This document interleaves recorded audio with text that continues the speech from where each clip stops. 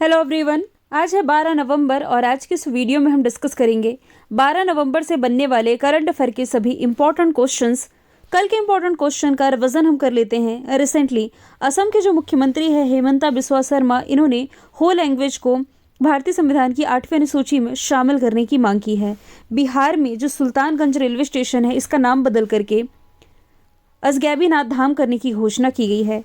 International solar alliance के जो mission है 2030 तक सौर ऊर्जा के क्षेत्र में $1 ट्रिलियन का निवेश जुटाना है। अभी हाल ही में जनवरी 2025 में जो रिपब्लिक डे सेलिब्रेट किया जाएगा भारत का, इसमें मुख्य अतिथि होंगे इंडोनेशिया के राष्ट्रपति प्रबंतो सुबियांतो। अभी हाल ही में ऑस्ट्रो हिंद एक्सरसाइज का तीसरा एडिशन महाराष्ट्र के पुणे में शुरू हुआ है। दिग्गज जेवेलियन थ्रोअर नीरज चोपड़ा के कोच बने हैं जॉन जेलिजनी। शांति और विकास के लिए विश्व विज्ञान दिवस 10 नवंबर को मनाया गया। 9 नवंबर को उत्तराखंड ने अपना स्थापना दिवस मनाया है। पीवी सिंधु बैडमिंटन केंद्र की आधारशिला विशाखापट्टनम में रखी गई और पहली जनसंख्या घड़ी ये ओपन की गई है बेंगलोर कर्नाटक में। तो ये सभी क्वेश्चंस हमने कल पढ़ लिए थे। शुरू करते हैं आज का हमारा पहला सवाल है, हाल ही में भारत के 51 नंबर के मुख्य न्यायाधीश कौन बने हैं, या 51वें मुख्य न्यायाधीश के रूप में किसने शपथ ली है? तो आंसर इसका हो जाएगा जस्टिस संजीव खन्ना। अक्टूबर महीने में ही मैंने आप लोगों को बता दिया था कि 11 नवंबर को भारत के 51वें मुख्य न्यायाधीश के रूप में जस्टिस संजीव खन्ना ये शपथ ले लेंगे। शपथ दिलाते कौन है? देश के राष्ट्रपति यानी कि द्रौपदी मुर्मू जी के द्वारा इन्हें शपथ दिलाई गई और इन्होंने स्थान लिया है धनंजय यशवंत चंद्रचूड़ का, जो कि देश के 50वें क्रम के मुख्य न्यायाधीश थे। इससे पहले थे यूयू ललित 49 नंबर के और इससे पहले थे जस्टिस NV रमना 48 नंबर के। यदि मैं बात करूं सुप्रीम कोर्ट ऑफ इंडिया की, तो भारतीय संविधान का जो भाग 5 है, इसमें आर्टिकल यानी कि अनुच्छेद 124 से 147 के बीच में इसमें बताया गया है अपने निर्णय पर दोबारा सोचने के लिए यानी कि पुनर्विचार, ये बताया गया है आर्टिकल 137 पर। इसे रिट जारी करने का अधिकार है आर्टिकल 32 में। आर्टिकल नंबर 32वां, इसमें संवैधानिक उपचारों का अधिकार है और चीफ जस्टिस ऑफ इंडिया को शपथ दिलाते हैं देश के राष्ट्रपति। जो देश के पहले मुख्य न्यायाधीश थे ये थे HJ कानिया, हीरा लाल जे कानिया। आप ये ज़रूर याद रखें, सुप्रीम कोर्ट में अभी महिला मुख्य न्यायाधीश कोई भी नहीं रही है। यदि न्यायाधीश पूछा जाता तो बिल्कुल रही हैं, लेकिन मुख्य न्यायाधीश अभी तक कोई भी नहीं रही है महिलाओं में। मोहम्मद हिदायतुल्लाह इकलौते ऐसे व्यक्ति जो देश के कार्यवाहक राष्ट्रपति रहे, उपराष्ट्रपति और चीफ जस्टिस ऑफ इंडिया भी रहे। करंट से यदि रिलेट करेंगे तो इसी सुप्रीम कोर्ट ऑफ इंडिया के द्वारा फास्टर और सुपेस ये पोर्टल लॉन्च किए गए हैं। आगे चलते हैं। भारत और किस देश की सीमा पर पहली एकीकृत चेक पोस्ट का उद्घाटन किया गया? यानी कि पहली इंटीग्रेटेड चेक पोस्ट ये भारत और किस देश की सीमा पर उद्घाटन किया गया है? तो ये उद्घाटन किया गया है भारत और भूटान की सीमा पर। ऑप्शन नंबर डी इसका राइट आंसर हो जाएगा। असम में भारत भूटान की सीमा पर ये जो पहला इंटीग्रेटेड यानी कि एकीकृत चेक पोस्ट की शुरुआत हुई, ये चेक पोस्ट असम के दारंगा में बनाया गया है। असम के जो राज्यपाल हैं लक्ष्मण प्रसाद आचार्य, इन्होंने भूटान के प्रधानमंत्री शेरिंग तोब्गे की उपस्थिति में इस इंटीग्रेटेड चेक पोस्ट का उद्घाटन किया है। भूटान की कैपिटल थिम्पू, करेंसी नगुलतरम और यहाँ के जो राजा हैं जिग्मे खेसर नामयांग हो जाएंगे, जो कि कुछ समय पहले ही भारत के दौरे पर रहे थे। यदि आप करंट से रिलेट करेंगे तो ये थिम्पू वही शहर है जो कि दुनिया की पहली ट्रैफिक लाइट फ्री सिटी है। यदि दुनिया की दूसरी ट्रैफिक लाइट फ्री सिटी या भारत की पहली ट्रैफिक लाइट फ्री सिटी पूछा जाता तब आंसर इसका होता कोटा, जो कि राजस्थान का शहर हो जाएगा। ऑप्शन से यदि आप रिलेट करेंगे तो अभी सितंबर के महीने में ही भारत ने पाकिस्तान के साथ सिंधु जल संधि में समझौते की मांग करी है। म्यांमार की यदि हम बात करें तो भारत और म्यांमार के बीच में एक बॉर्डर सेट होने जा रहा है, एक तरह की बाउंड्री खींचने जा रही है। ये वही म्यांमार है जो कि मोचा साइक्लोन से प्रभावित था। भारत ने हेल्प करने के लिए ऑपरेशन करुणा की शुरुआत की। चाइना की जो पहल थी बेल्ट रोड इनिशिएटिव, इससे बाहर होने वाला जो देश है ये भारत ही, यानी कि पहला देश भारत और जो इसमें दूसरा ब्रिक्स कंट्री बना है ये ब्राज़ील बना है। तीसरे नंबर का सवाल है, हाल ही में किस तारीख को राष्ट्रीय शिक्षा दिवस मनाया जाता है? शिक्षक नहीं पूछा जा रहा है, शिक्षा दिवस। तो ये नवंबर महीने की 11 तारीख को मनाया जाता है। ऑप्शन नंबर बी इसका राइट आंसर हो जाएगा, क्योंकि इसी दिन मौलाना अब्दुल कलाम आज़ाद जी की जयंती आती है, जो कि देश के पहले शिक्षा मंत्री रहे थे। इसलिए इनकी जयंती के मौके पर हम मनाते हैं राष्ट्रीय शिक्षा दिवस के रूप में। यदि राष्ट्रीय शिक्षक दिवस यानी कि नेशनल टीचर्स डे यदि पूछता ना, तब सर्वपल्ली राधाकृष्णन की स्मृति में हम 5 सितंबर को मनाते हैं, तो दोनों में कंफ्यूज नहीं होइएगा। जो राष्ट्रीय शिक्षा दिवस है ये सबसे पहली बार 2008 में मनाया गया और उसके बाद हर साल मनाया जाता है। फिर से नवंबर महीने के इंपॉर्टेंट डे आप मार्क करें तो 5 नवंबर सुनामी जागरूकता दिवस है, विश्व सुनामी जागरूकता दिवस 5 नवंबर, 8 नवंबर को है विश्व रेडियोग्राफी दिवस और 10 नवंबर को है शांति और विकास के लिए विश्व विज्ञान दिवस। चौथे नंबर का सवाल है, किस देश ने स्टूडेंट डायरेक्ट स्ट्रीम यानी कि SDS वीज़ा कार्यक्रम को पोस्टपोन नहीं, पूरी तरीके से डिनाई यानी कि स्थगित करने की घोषणा की है? तो ऐसी घोषणा भी हाल ही में की गई है नॉर्थ अमेरिकी कंट्री कनाडा के द्वारा। कनाडा और भारत के रिश्ते बीच में भी खराब भी हुए थे, न्यूज़ मैंने आप लोगों को पढ़ाई थी करंट अफेयर में। तो कनाडा सरकार घरों की कमी और सामाजिक समस्याओं से जूझ रही है, जिससे निपटने के लिए उसने इसके देश में यानी कि कनाडा में जो स्टूडेंट पढ़ रहे हैं इन छात्रों की संख्या को कम करने की कोशिश कर रही है। इतना आप सभी को मालूम है कि कनाडा में मोस्टली इंडियन बसे हुए हैं, है ना। तो इस दिशा में काम करते हुए SDS, जिसकी फुल फॉर्म जस्ट मैंने बताई है, स्टूडेंट डायरेक्ट स्ट्रीम, ये जो प्रोग्राम था इसे बंद करने की घोषणा कर दी है। वैसे ही कनाडा 2025 में सिर्फ 4,37,000 स्टडी वीज़ा देने वाला है, जो स्टूडेंट केवल पढ़ने के पर्पज से वहाँ जाते हैं उनके लिए। कनाडा की capital Ottawa, currency dollar, prime minister हो जाएंगे जस्टिन ट्रूडो। ऑप्शन से यदि आप रिलेट करेंगे तो ये ऑस्ट्रेलिया वही देश है जहाँ पर दुनिया की पहली बायोनिक आँख विकसित की गई है, और ये वही ऑस्ट्रेलिया है जिसने कि राइट टू डिस्कनेक्ट कानून लाया गया, और दुनिया का जो सबसे पुराना मगरमच्छ था 110 साल पुराना, उसकी मृत्यु यहीं हुई है। 4 दिन का वर्क वीक लाने वाला एशिया का पहला देश है सिंगापुर है। और स्विट्जरलैंड से तो हमने पढ़ा ही है कि स्विस बुर्का प्रतिबंध जो कि जनवरी 2025 से लागू होने जा रहा है। सवाल नंबर 5वां है, उसके पहले अभी तक यदि आप लोगों ने मेरे ऑफिशियल ऐप को डाउनलोड नहीं किया, डाउनलोड कर सकते हैं, लिंक आपको डिस्क्रिप्शन बॉक्स में मिल जाएगी, या फिर आप प्ले स्टोर में जाकर के डायरेक्ट ही डाउनलोड कर सकते हैं। अगला क्वेश्चन अपॉइंटमेंट से रिलेटेड है। अंतर्राष्ट्रीय हॉकी महासंघ का अध्यक्ष किसे चुना गया है? अभी तक आप किन्हें पढ़ते थे? तैयब इकराम को। तो अब दोबारा से FIH के अध्यक्ष चुन लिए गए हैं।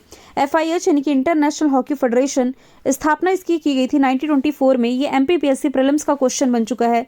लॉजन स्विट्जरलैंड में हेडक्वार्टर है और इसके अध्यक्ष तैयब इकराम हो जाएंगे। नरेंद्र बत्रा लिखा है, इसे मैं करेक्ट कर दूंगी, है ना।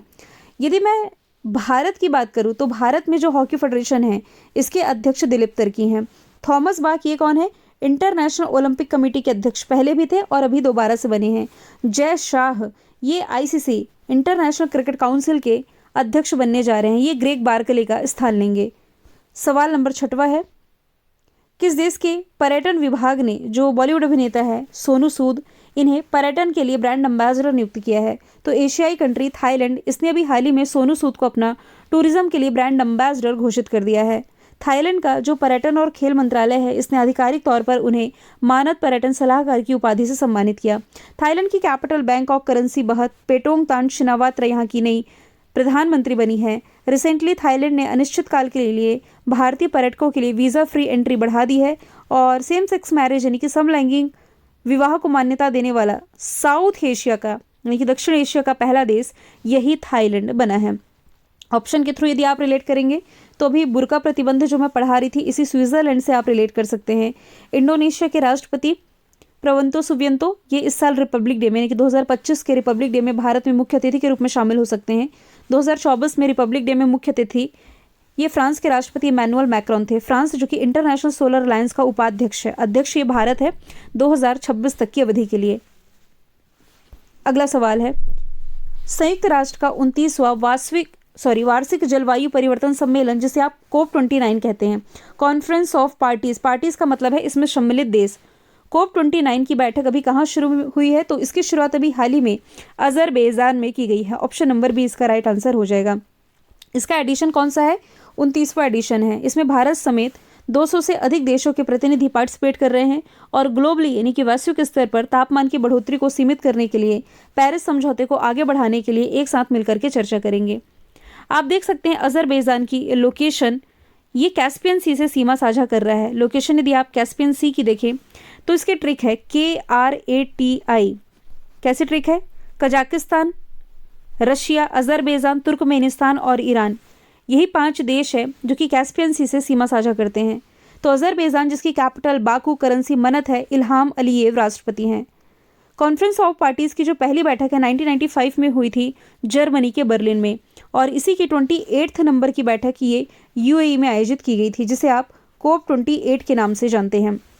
स्विट्जरलैंड में अभी हाल ही में इंटरनेशनल लेबर ऑर्गेनाइजेशन की गवर्निंग बॉडी की बैठक आयोजित की गई थी, और भारत ने अभी हाल ही में इंटरनेशनल सोलर अलायंस की 7वीं बैठक का आयोजन किया था राजधानी दिल्ली में। आगे चलते हैं। हाल ही में कहा मानवाधिकार आयोग के सभी सदस्यों ने इस्तीफा दे दिया है, या आप ये भी कह सकते हैं किस देश के मानवाधिकार आयोग के सभी मेंबर्स ने अभी हाल ही में रिजाइन किया है, तो ये किया है पड़ोसी बांग्लादेश के मानवाधिकार आयोग के सदस्यों ने। तो ये कदम उस समय उठाया गया जब एक रिपोर्ट में भीड़ हिंसा में वृद्धि के बारे में गंभीर तथ्य सामने आए हैं। इस रिपोर्ट में क्या बताया गया है, मारपीट, बलात्कार जैसे राजनीतिक उत्पीड़न जैसे अपराधों की घटनाओं का भी इसमें जिक्र किया गया है, जो बांग्लादेश के मानवाधिकार यानी कि ह्यूमन राइट्स की सुरक्षा को लेकर के गंभीर चिंताओं को बताते हैं। बांग्लादेश की कैपिटल ढाका, करेंसी टका, यहाँ के जो राष्ट्रपति हैं मोहम्मद साहबुद्दीन चुप्पू, अभी अंतरिम सरकार के नेता मोहम्मद यूनुस बनाए गए थे। संप्रति एक्सरसाइज है जो कि भारत और बांग्लादेश के बीच आयोजित की जाती है। यहाँ एक चटगांव पोर्ट है जिसके इस्तेमाल को लेकर के बांग्लादेश ने भारत को मंजूरी दी थी कुछ समय पहले ही। ऑप्शन से यदि आप रिलेट करेंगे, भूटान का डिस्कशन आज की इस क्लास में हमने कर लिया, पाकिस्तान से सिंधु जल विवाद वाला हमने डिस्कस कर लिया। मालदीव के जो राष्ट्रपति मोहम्मद मोइजू, ये राष्ट्रपति बनने के बाद पहली बार भारत के दौरे पर आए थे अभी कुछ समय पहले ही। सवाल नंबर 9 है, हाल ही में किसने अंतरिक्ष कार्यक्रम को आगे बढ़ाने के लिए जिमसैट उपग्रह यानी कि सैटेलाइट लॉन्च किया है? तो अफ्रीकी कंट्री जिम्बाब्वे के द्वारा अभी हाल ही में जिमसैट 2 ये सैटेलाइट लॉन्च कर दिया गया है। ऑप्शन नंबर बी इसका राइट आंसर हो जाएगा। तो ये अफ्रीकी कंट्री भी साइंस एंड टेक के क्षेत्र में आगे बढ़ रहा है। जिम्बाब्वे की कैपिटल हो जाएगी हरारे, करेंसी हो जाएगी जिम्बाब्वे गोल्ड। कुछ याद आना चाहिए आप लोगों को, ये वही जिम्बाब्वे है जिसने कि कुछ समय पहले ही एक नई स्वर्ण समर्थित मुद्रा लॉन्च की थी जिसका नाम था जिग। ठीक है, ये अप्रैल 2024 का करंट अफेयर है। प्रधानमंत्री मॉर्गन स्वानगिरी हो जाएंगे। तंजानिया से यदि आप रिलेट करेंगे तो यही माउंट किलिमंजारो है जहां पर अफ्रीका की सबसे ऊंची चोटी हो जाएगी। मेडागास्कर ये भी अफ्रीका का हिस्सा हुआ करता था। प्लेट टेक्टोनिक यानी कि प्लेट विवर्तनी की घटना के बाद ये वाला हिस्सा थोड़ा हट करके अफ्रीका के साइड में चला गया है। साउथ अफ्रीका में दुनिया का सबसे बड़ा हीरा खोजा गया। दुनिया का दूसरा सबसे बड़ा हीरा ये इसी साल बोत्सवाना में खोजा गया है। साइंस एंड टेक की बात की ही जा रही है तो जो चाइना है इसने दुनिया की सबसे गहरी भूमिगत प्रयोगशाला लॉन्च करी। बात की जाए यदि उत्तरी कोरिया की यानी कि नॉर्थ कोरिया की, तो अभी अक्टूबर के महीने में ही हमने पढ़ा है कि उत्तर कोरिया ने अभी हाल ही में हवासोंग 19 नाम से क्या लॉन्च किया है, एक इंटरकॉन्टिनेंटल बैलिस्टिक मिसाइल लॉन्च करी है। और अमेरिका ने पृथ्वी के ध्रुवीय क्षेत्र का अध्ययन करने के लिए एक मिशन लॉन्च किया था जिसका नाम है प्रोफायर। लॉन्च किसने किया था? अमेरिका की स्पेस एजेंसी नासा के द्वारा। 10वें नंबर का सवाल है, हाल ही में 67 नंबर का जो ग्रैमी अवार्ड है इसके लिए किसे नॉमिनेट किया गया है? भारत की तरफ से यदि देखा जाए तो रिकी केज और अनुष्का शंकर है। Both A and B right answer होगा। जिसे ग्रैमी अवार्ड है ना, इसे संगीत के क्षेत्र का सर्वोच्च सम्मान माना जाता है। 2 बार ऑलरेडी ये जीता है रिकी केज ने, भारतीय मूल के हैं। जैसे फिल्मों की कैटेगरी में देखा जाए तो फिल्म जगत का सर्वोच्च सम्मान ऑस्कर है, सेम संगीत के क्षेत्र में ग्रैमी है। 11वें नंबर का सवाल है, हाल ही में किसे फिक्की का नया अध्यक्ष नियुक्त किया गया है? तो फिक्की के अगले अध्यक्ष ये बन गए हैं हर्षवर्धन अग्रवाल, जिनकी इमेज आप देख पा रहे हैं। फिक्की यानी कि federation of Indian chambers of commerce and industry, 1927 इसका फॉर्मेशन ईयर। दिल्ली में मुख्यालय और अध्यक्ष जो बने हैं हर्षवर्धन अग्रवाल बने हैं। यदि बात की जाए पी शिवमणि की, तो पी शिवमणि की अभी हाल ही में नियुक्ति की गई थी। कहाँ पर की गई थी? तो ये भी हाल ही में इंडियन कोस्ट गार्ड भारतीय तटरक्षक बल के 26वें डीजी बने हैं। सुमन बेरी ये नीति आयोग की उपाध्यक्ष है। सतीश कुमार ये रेलवे बोर्ड के नए अध्यक्ष अभी हाल ही में बनाए गए हैं। वैसे यदि आप देखें तो सेंट्रल इंडस्ट्रियल सिक्योरिटी फोर्स के महानिदेशक रिसेंटली राजविंदर सिंह भट्टी बने हैं। इंडियन आर्मी का प्रभार उपेंद्र द्विवेदी संभाल रहे हैं। इंडियन नेवी का दिनेश कुमार त्रिपाठी, इंडियन एयरफोर्स का अमरप्रीत सिंह। राष्ट्रीय महिला आयोग की नई अध्यक्ष विजया किशोर रहाटकर बनी है। रेलवे बोर्ड का बता चुकी। SBI के नए चेयरमैन चल्ला श्रीनिवासुलु शेट्टी। देश के मुख्य न्यायाधीश का डिस्कशन हम कर चुके हैं। लोकपाल है AM खानविलकर और फिक्की के अध्यक्ष मैं आपको बता चुकी हूँ। ठीक है, मैंने कल आपसे पूछा था प्राइम मिनिस्टर नरेंद्र मोदी ने किस शहर में RJ संकरा आई हॉस्पिटल का उद्घाटन किया? आंसर इसका था वाराणसी। आज का सवाल है आप लोगों के लिए, अक्टूबर 2024 में सिंगापुर ओपन स्नूकर 2024 का खिताब किसने जीता है? आंसर इसका जो भी आप कमेंट बॉक्स में बताइएगा। फिर हम मिलेंगे नेक्स्ट वीडियो में। Thank you so much.